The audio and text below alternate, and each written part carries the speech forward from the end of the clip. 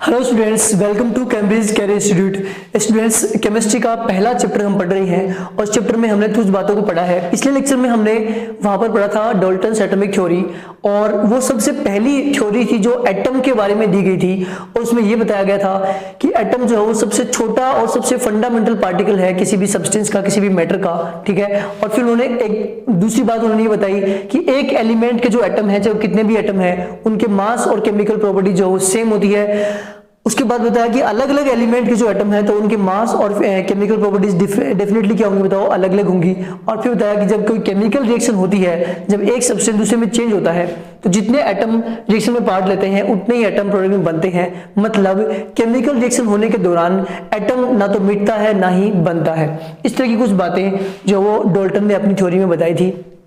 उसके बाद में हम आज का जो हमारा टॉपिक है वो है एटॉमिक मास। आज जो हम पढ़ने जा रहे हैं वो टॉपिक है एटॉमिक मास या एटॉमिक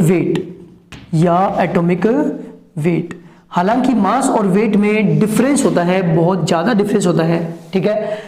लेकिन जनरली हम एटॉमिक मास कह दें या एटॉमिक वेट कह दें, केमिस्ट्री में हम जनरली दोनों का एक ही मतलब समझेंगे, ठीक है। जैसे मैंने कहा कि भाई एटॉमिक मास जो है वो 10 ग्राम है, तो एटॉमिक वेट भी आप कितना समझेंगे, बताओ, 10 ग्राम ही समझेंगे। हालांकि जो मास होता है फिजिक्स में वेट अलग होता है उसका, ठीक है। लेकिन जनरली अपन केमिस्ट्री में इसी तरह दोनों टर्म का यूज दोनों जगह के लिए करते हैं, ठीक है। चलिए अब देखिएगा।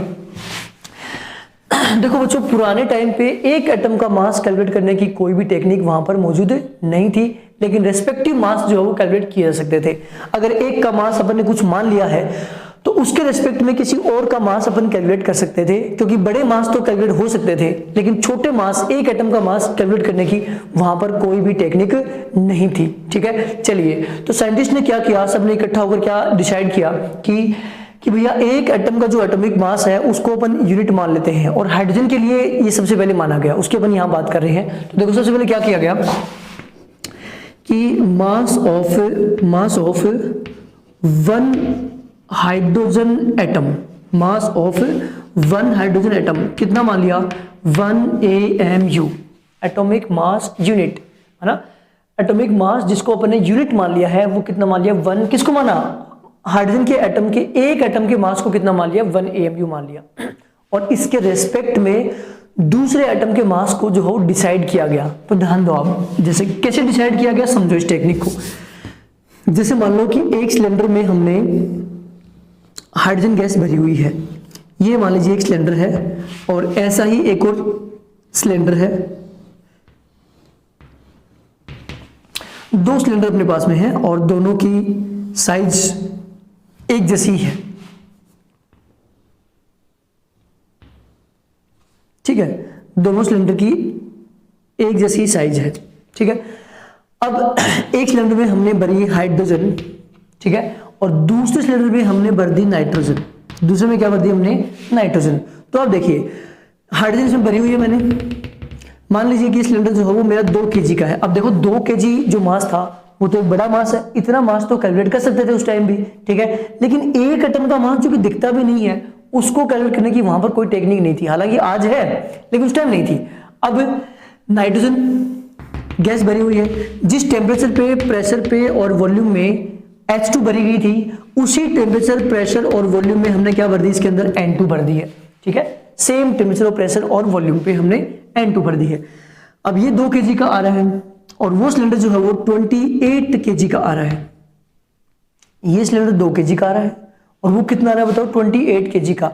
अब 28 kg भी कैलकुलेट किया जा सकता था उस टाइम, और 2 kg भी, ये तो बड़े वेट है, लेकिन एक एटम का नहीं कर सकते थे। तो हमने क्या किया कि हाइड्रोजन के एक एटम को कितना मान लिया, 1 AMU।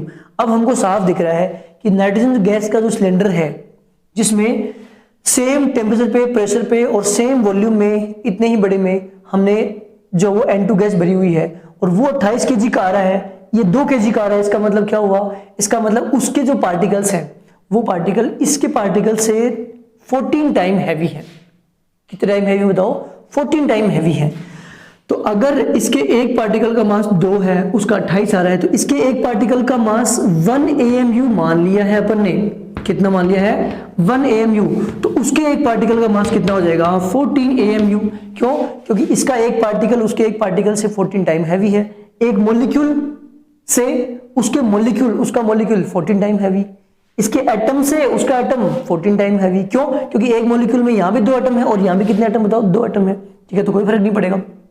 चलिए, तो इसके एक एटम का मास 1 AMU है, तो n के एक एटम का मास हो जाएगा 14 AMU। तो ऐसे रेस्पेक्टिव मास जो है वो डिसाइड किए गए। सबसे पहले हाइड्रोजन के रेस्पेक्ट में डिसाइड किए गए, इसको AMU 1 मानकर किया गया, ठीक है। बाद में पता लगा कि भाई नेचर में हाइड्रोजन गैस जो है वो फ्री फॉर्म में बहुत ही कम है, ठीक है। देखा गया कि भाई कार्बन बहुत अबंडेंस में मिलता है, कार्बन ही कार्बन है, मतलब जितने भी लिविंग ऑर्गेनिज्म है, चाहे वो प्लांट्स हो चाहे वो एनिमल्स हो, है ना, लकड़ी फर्नीचर वगैरह जितनी भी चीजें हैं अपने आसपास हम देखते हैं, कपड़े वगैरह जो भी अपन देखते हैं, सबके सब में जो है वो कार्बन ही कार्बन होता है, ठीक है। तो कार्बन एक बहुत ज्यादा अबंडेंस में मिलने वाला जो सब्सटेंस है, एलिमेंट है। तो उसके अपन देखो बाद में क्या किया कि भाई कार्बन के रेस्पेक्ट में डिसाइड करेंगे। बाद में सबने मिलकर सोचा कि भाई कार्बन के रेस्पेक्ट में और कार्बन 12 आइसोटोप के रेस्पेक्ट में हम डिसाइड करेंगे कि भाई दूसरों के एटॉमिक मास। तो अब ध्यान दो, सबसे पहले तो ये देख लो कि भाई कार्बन 12 के रेस्पेक्ट में क्यों किया गया। ध्यान दीजिए, कुछ रीजन थे। एक तो ये कि बहुत ज्यादा अबंडेंस में मिलता है, जैसे कि मैंने बताया कि भाई कार्बन के कंपाउंड हैं, ज्यादातर हम आसपास देखते हैं, शुगर हो चाहे हो ऑयल हो, है ना, हमने खाने पीने की चीजें हो, सबके अंदर कार्बन होता है। तो कार्बन इतना ज्यादा अबंडेंस मिलता है, तो इसके रेस्पेक्ट में कर लो, ठीक है। दूसरा, कार्बन के उस टाइम कोई भी आइसोटोप नहीं थे, उस टाइम नहीं थे। मैं ये नहीं कह रहा कि आज नहीं है, आज तो है। टुडे की अपन बात करेंगे ना, तो 6, 13 और 14, है ना, 6, 12, 6, 13, 6, 3 आइसोटोप वहां पर हैं, लेकिन उस टाइम पे नहीं थे। जब डिसाइड कर रहे थे ना, उस टाइम पे इसके आइसोटोप नहीं थे। ये बहुत ही लेस रिएक्टिव है। क्या बताओ, ये बताओ, बहुत ही लेस रिएक्टिव है। कार्बन बहुत ही कम रिएक्टिव है। ऐसे कुछ रीजन थे कि जिनकी वजह से कार्बन 12 आइसोटोप के रेस्पेक्ट में सभी एलिमेंट का एटॉमिक मास डिसाइड करना तय हुआ। चलिए ठीक है, अब कैसे किया गया ध्यान दीजिए। कैसे किया गया, उन्होंने क्या किया कि मास of one atom of C12 is decide कर दिया 12 AMU। कितना डिसाइड कर दिया बच्चों, 12 AMU। मतलब कार्बन के एक एटम, C12 आइसोटोप जो कार्बन का है, उसके एक एटम का जो मास है वो कितना 12 AMU डिसाइड कर दिया, ठीक है। लेकिन समझो, डिसाइड तो यूनिट करना था, यूनिट मतलब 1 डिसाइड करना था, तो 12 से तो थोड़ा ना होगा। तो 1 किसको बोले बताओ। अगर एक एटम का मास जो अपन 12 AMU डिसाइड कर रहे हैं, है ना, जो कि इसकी मास नंबर भी होती है कार्बन की, डिसाइड कर रहे हैं, तो एक AMU में क्या होगा बताओ कि 1/12 पार्ट हो जाएगा। इस एटम का क्या हो जाएगा बताओ, 1/12 पार्ट। तो 1 AMU की इक्वल टू क्या हो जाएगा, मतलब ये ऐसे है, जैसे मान लो आपके पास में एक तरबूज है, ठीक है। अब ये तरबूज 12 किलो का है। कितना किलो का है बताओ, 12 किलो का है, ठीक है। अब आपको एक केजी का बनाना है, तो कितने टुकड़े करेंगे बताओ, 12 टुकड़े करेंगे इसके। मतलब अगर इस तरबूज के अगर 12 टुकड़े कर देंगे तो एक टुकड़ा कितने केजी का हो जाएगा, फिर बताओ 1 केजी का हो जाएगा। एक टुकड़ा 1 केजी का हो जाएगा, ठीक है। तो हमको एक डिसाइड करना है, तो एक एटम का तो 12 हो गया, तो 1/12वां जो पार्ट होगा एटम का, 1/12वां पार्ट, उसका अपन 1 डिसाइड कर सकते हैं। तो 1 AMU क्या हो गया बताओ, देखो आप देखो, 1 AMU is equal to 1/12 into mass of 1 atom into क्या हो गया बताओ, mass of 1 atom of C12 isotope, ठीक है। कार्बन के 12 आइसोटोप के एक एटम का जो मास है उसका 1/12वां पार्ट, एक एटम के मास का 1/12वां पार्ट, उसको कितना डिसाइड किया बताओ, 1 AMU डिसाइड कर दिया, ठीक है। कितना डिसाइड कर दिया, 1 AMU डिसाइड कर दिया। मेरी बात समझ गए आप लोग, ठीक है। चलिए अब देखिएगा, समझिएगा। अब किसी सब्सटेंस का के जो पार्टिकल है, किसी सब्सटेंस का जो एटम है, वो कार्बन 12 आइसोटोप के एक एटम के 1/12वें पार्ट से जितना टाइम हैवी होगा उतना ही AMU क्या हो जाएगा, उसका मास हो जाएगा। जैसे मान लो कि ऑक्सीजन का एक एटम, कार्बन 12 का जो एक एटम है, इस एक एटम के 1/12वें पार्ट से 16 टाइम हैवी है, कितना हैवी है बताओ, 16 टाइम हैवी है, ठीक है। तो कार्बन 12 आइसोटोप के एक एटम के 1/12 पार्ट से 16 टाइम हैवी है, तो इसका एटॉमिक मास हमने 1 AMU डिसाइड कर दिया है, तो उसका कितना हो जाएगा बताओ, 16 AMU। ऐसे जो है वो रेस्पेक्टिव मास जैसे अपन ने हाइड्रोजन से रिस्पेक्ट में किए थे ना, वैसे ही कार्बन के रिस्पेक्ट में उसी तरह से डिसाइड किए गए कि भाई ये सब्सटेंस इससे कितना भारी आ रहा है, इसके एक पार्टिकल का मास अपने 1 माना हुआ है, एक एटम का 1 माना हुआ है, तो 10 गुना भारी आ रहा है तो इसका 10 AMU हो जाएगा, कोई 20 गुना भारी है तो उसका 20 AMU हो जाएगा। तो ऐसे उन्होंने कैलकुलेट डिसाइड किया दूसरे सब्सटेंसेस के मास। अब चलो आगे देखते हैं अपन कि तब तो हमने क्या किया कि कार्बन 12 आइसोटोप के एक एटम के 1/12वें पार्ट का जो मास था उसको 1 AMU मान लिया, ठीक है। चलो बाद में क्या हुआ कि डिस्कवरी हुई और कार्बन के एक एटम का मास कैलकुलेट करने की टेक्निक आ गई, है ना। तो देखो अब mass of one atom of carbon is calculated, बाद की बात है ना, लेटर लिखता हूं मैं, later mass of one atom of carbon 12 is calculated by, technique का नाम है mass spectroscopy technique, mass spectroscopy technique. इस टेक्निक से एक एटम का मास कैलकुलेट कर लिया और वो कितना आया, 1.99 इंटू 10 की पावर -23 ग्राम। कार्बन के एक एटम का मास निकाल लिया, कितना निकाल लिया, 1.99 इंटू 10 की पावर -23 ग्राम, ठीक है। चलिए अब अपन यहां पर बात कर सकते हैं कि 1 AMU कितने ग्राम के बराबर होगा। तो अब ध्यान दीजिए 12 AMU था एक एटम का मास, कितने था, 12 AMU, मतलब इतने ग्राम किसके बराबर हो गया, 12 AMU के बराबर हो गया, ठीक है। तो आप ध्यान दीजिएगा 12 AMU इज इक्वल टू कितने ग्राम हो गया, 1.99 इंटू 10 की पावर -23 ग्राम, ठीक है। तो बताओ 1 AMU इज इक्वल टू कितने के हो जाएगा, 1.99 इंटू 10 की पावर -23 अपॉन कितना आ जाएगा, 12, ठीक है। 12 AMU इतने ग्राम के बराबर है। बाद में कैलकुलेट कर लिया कि भाई एक एटम का मास इतना आ रहा है, पहले आपने 12 माना हुआ था, ठीक है, और अभी इतना आ रहा है, इसका मतलब 12 AMU जो वो इतने के बराबर हो गया। तो एक AMU किसके बराबर होगा, 12 से इसको डिवाइड कर देंगे, ठीक है। तो ये जो वैल्यू आती है वो आती है 1.67 इंटू 10 की पावर -24। एक AMU की वैल्यू कितनी होगी, एक AMU is equal to 1.67 into 10 की पावर -24 ग्राम। इसको आप याद रखेंगे कि भाई 1 AMU का जो वेट है वो कितना होता है, इतने वेट के बराबर होता है, जो कि ऑलमोस्ट प्रोटॉन का मास जो होता है ना वो ऑलमोस्ट इतना ही होता है ना, एग्जैक्टली नहीं होता। यहाँ पर से पॉइंट के बार डिजिट में थोड़ा बहुत अंतर होता है, बहुत थोड़ा सा, है ना, जबकि यहाँ तक तो वो भी सेम ही होता है। इससे आगे के जो पॉइंट्स के जो आगे डिजिट आते हैं उनमें अंतर होता है। बाकी 1 AMU इक्वल टू कितना हो गया, 1.67 इंटू 10 की पावर -24 ग्राम, ठीक है। अब आपको किसी भी सब्सटेंस की अगर ग्राम में क्वांटिटी दे दे और उसको AMU में चेंज करवा ले तो आप इजीली कर सकते हैं, कोई भी फॉर्मूला रटने की जरूरत नहीं है कि इतने ग्राम के बराबर 1 AMU होता है। तो जितने भी ग्राम दे दिया आपको कि उसमें कितने AMU होंगे आप निकाल सकते हैं। चलिए ठीक है, तो देखिएगा, जैसे मैं आपसे कहूं, एक क्वेश्चन करवाऊं आपसे कि भाई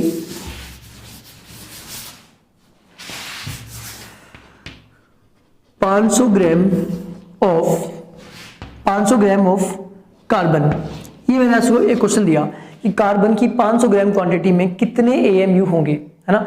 500 ग्राम कार्बन का AMU में मास बताइए, आप क्या करोगे, एक AMU में इतना होता है, तो 500 ग्राम AMU 500 ग्राम में जो वो कितना होगा। तो देखो आप ध्यान से 1.67 इंटू 10 की power -24 gram is equal to 1 AMU। तो 1 ग्राम इज इक्वल टू, ये नीचे आ जाएगा 1.67 इंटू 10 की पावर -4, ठीक है। तो बताओ 500 ग्राम इज इक्वल टू कितना हो जाएगा, तो आ जाएगा 1 अपॉन 1.67 इंटू 10 की पावर -24 इंटू क्या आ जाएगा बताओ 500, तो इतना AMU आ जाएगा, ठीक है। तो किसी का भी AMU में मास कैलकुलेट कैसे किया आपने, कि आपने क्या किया 1 अपॉन 6.67 इंटू 10 की पावर -24 इंटू उसकी ग्राम में क्वांटिटी, ऐसे आप उसका AMU मास कैलकुलेट कर सकते हैं। अगर आप डायरेक्ट फॉर्मूला याद करना चाहें तो मैं यहाँ पर बना देता हूँ, इसी से बना लीजिए आप, है ना। AMU mass in AMU is equal to mass in gram, है ना, ऑब्जर्व्ड या कैलकुलेटेड, जो भी आया अपना calculated mass in gram upon 1.67 into 10⁻⁻²4। मतलब कुछ किसी का भी ग्राम में क्वांटिटी देता है तो आप तो 1.67 इंटू 10⁻⁻24 से उसको डिवाइड कर दें और वो AMU में कन्वर्ट हो जाएगा बिल्कुल इजीली, ठीक है। चलो अपन आगे बात करते हैं। तो ये तो हमने बात की भाई कार्बन के रेस्पेक्ट में जो है वो मास जो बाद में कैलकुलेट किए गए, पहले हाइड्रोजन के रेस्पेक्ट में और फिर कार्बन के रेस्पेक्ट में, ठीक है। और फिर पता भी कर लिया गया कि एक एटम का मास जो है वो कितना होता है, ठीक है। उसको अपन यहाँ पर बोलेंगे सिंपली एटॉमिक मास या एटॉमिक वेट, ठीक है। अब हम बात करें यहाँ पर एवरेज एटॉमिक मास की। तो सबसे पहले एवरेज निकालने की जरूरत क्यों पड़ गई, ध्यान दीजिएगा। मैं बात कर रहा हूं एवरेज एटॉमिक मास। देखो ज्यादातर बाद में पता लगाया गया कि ज्यादातर जो एलिमेंट्स हैं वो आइसोटोप्स की फॉर्म में रहते हैं। किसकी फॉर्म में रहते हैं, आइसोटोप की। जैसे कार्बन की मैं बात करूं तो कार्बन के 3 आइसोटोप हैं, 6C12, 6C13 और 6C14। कार्बन के 3 आइसोटोप हैं, ठीक है। अब तीनों की परसेंट अबंडेंस क्या क्या होती है नेचर में, देखो आप। अच्छा सुनो आप, जैसे 3 आइसोटोप है, अब कार्बन का एटॉमिक मास 14 भी आ रहा है, 13 भी आ रहा है, 12 भी आ रहा है। अब दिक्कत ये आ गई कि 14 को एटॉमिक मास माने कार्बन का, 13 को माने या 12 को माने, किसको माने, ठीक है। तो ये प्रॉब्लम आ गई। तो साइंटिस्ट ने कहा कि भैया एवरेज निकालो। क्या निकालो बताओ, इसका एवरेज। अब एवरेज निकालने में भी समस्या ये थी, मान लो ये नेचर में 33% मिलता, ये भी 33, ये भी 33, तो हम एवरेज तीनों को जोड़ते और तीनों को जोड़कर 3 से उसको डिवाइड करते और फिर हम क्या करते उसका एवरेज निकाल लेते, वहां तो कोई दिक्कत नहीं थी। लेकिन प्रॉब्लम ये थी कि C12 आइसोटोप है वो 98.892% अबंडेंस के साथ मिल रहा है। मतलब नेचर में देखें तो ये वाला आइसोटोप सबसे ज्यादा मिल रहा है, मतलब मैक्सिमम यही मिल रहा है। ये वाले की बात करें तो 1.108% मिल रहा है। इसकी बात करें 14 वाले की तो ये तो बिल्कुल नेग्लिजिबल ही है ना, 2 × 10⁻⁻10% है ये। इनके एटॉमिक मास की अपन बात करें तो भाई इनका एटॉमिक मास जो कितना होता है, AMU की ही बात करें फिलहाल हम किसकी बात कर रहे हैं, AMU की। अच्छा AMU को बाद में रिप्लेस कर दिया U से, पहले AMU लिखते थे, बाद में क्या लिखते थे, इसकी जगह बताओ U लिखते थे। U फॉर यूनिफाइड मास, यानी कि जिसको अपन ने यूनिट मान लिया है वो मास, ठीक है। तो इसका तो एटॉमिक मास जो है वो 12 ही था, है ना। इसका था 13.00317 U, इसका 12 U, इसका आ गया 14.00335 U, ठीक है। तो ये इनके एटॉमिक मास थे, ये इनकी परसेंट अबंडेंस थी और ये आइसोटोप है। अब हम एवरेज कैसे निकालें, तो भैया एवरेज जो है वो 12 के आसपास आना चाहिए, है ना। दिख रहा है आपको 12 के आसपास क्यों आना चाहिए, क्यों, क्योंकि यही नेचर में ज्यादा मिल रहा है। मतलब जो भी आप एवरेज निकालें उसका इतना परसेंट 12 ही होना चाहिए, है ना, क्योंकि 12 वाला ही मिल रहा है इतना ज्यादा, ठीक है। तो अपन कैसे निकालें इसको, देखिएगा मैं एक फॉर्मूला लिखता हूं यहां पर कि एवरेज एटॉमिक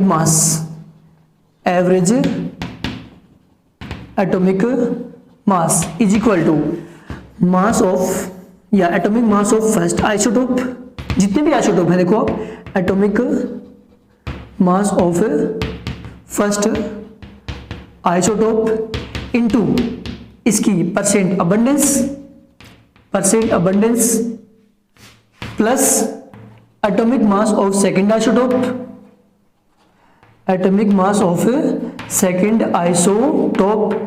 है ना, इनटू इसकी percent abundance plus atomic mass of third isotope,